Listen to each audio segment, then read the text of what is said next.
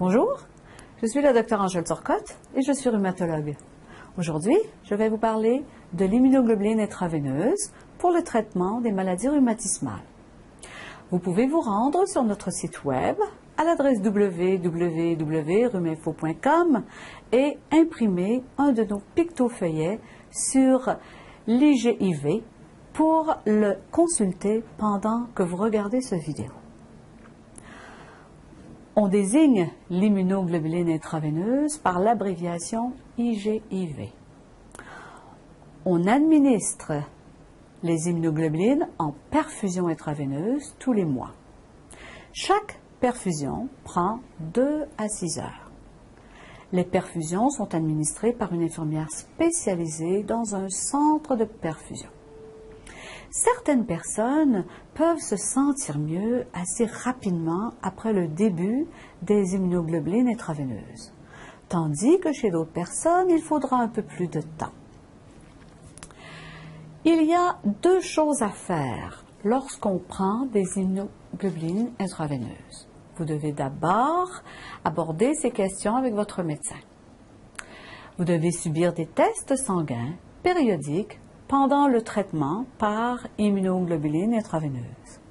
Ces précautions sont importantes pour faire le suivi de votre arthrite et s'assurer que votre formule sanguine, vos reins et votre foie sont corrects.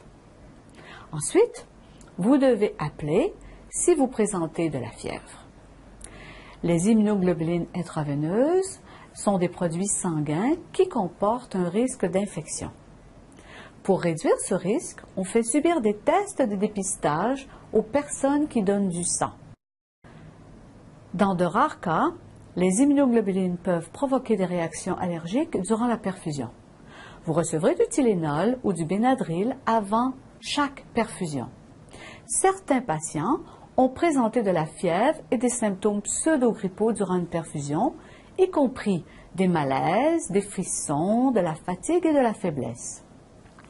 D'autres patients ont mentionné un essoufflement et des malaises thoraciques durant ou peu après la perfusion d'immunoglobulines.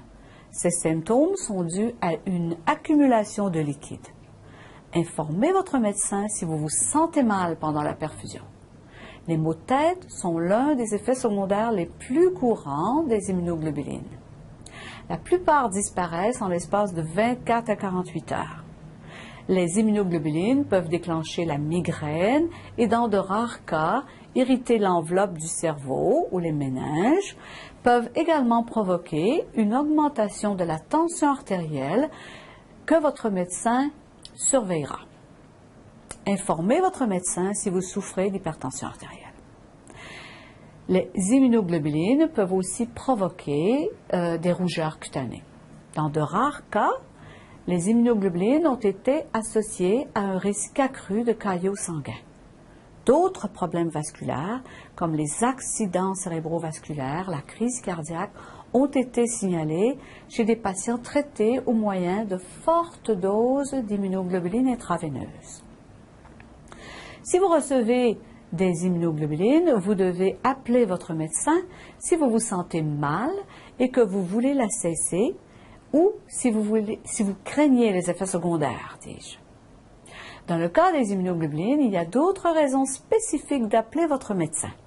Si vous faites de la fièvre ou croyez souffrir d'une infection, si vous présentez un mal de tête grave, si vous vous sentez essoufflé ou éprouvez une douleur à la poitrine, si vous présentez des rougeurs sur la peau ou remarquez une enflure à vos jambes ou à vos bras. J'espère que vous aurez trouvé cette vidéo utile. Pour plus de renseignements, consultez notre site web à l'adresse www.rhuminfo.com.